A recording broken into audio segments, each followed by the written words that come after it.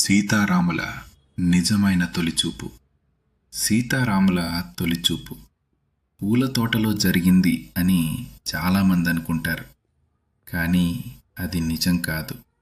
అయోధ్యలో అశ్వమేధ యాగం తర్వాత వదిలిన గుర్రం అడవిలో పరిగెత్తుతూ వెళ్తుంది. దాని కాలికి గాయమవుతుంది.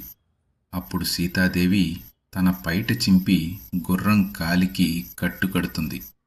దయతో ఆ గుర్రాన్ని రక్షిస్తుంది. కొన్ని రోజుల తర్వాత ఆ గుర్రం అయోధ్యకు వస్తుంది. గుర్రం కాలి మీద గుడ్డ కట్టినట్టు చూసిన శ్రీరాముడు ఆశ్చర్యపోతాడు. ఈ గుడ్డ ఎవరు కట్టారు అని భటులను అడుగుతాడు. అప్పుడు వారు, ఒక స్త్రీ కట్టింది మహారాజా అని చెప్తారు.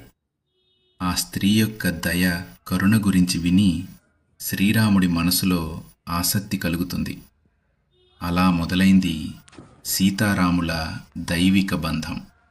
లవ్ అట్ ఫస్ట్ సైట్ కాదు, లవ్ అట్ ఫస్ట్ సిచ్యువేషన్. మరి సీతమ్మ మదిని రామయ్య ఎలా గెలుచుకున్నాడో తెలుసా? తెలుసుకోవాలంటే మా ఛానల్ సబ్స్క్రైబ్ చేసుకోండి. సీతారాముల ప్రేమ కథ చిత్రం పార్ట్ 2 కోసం వేచి ఉండండి.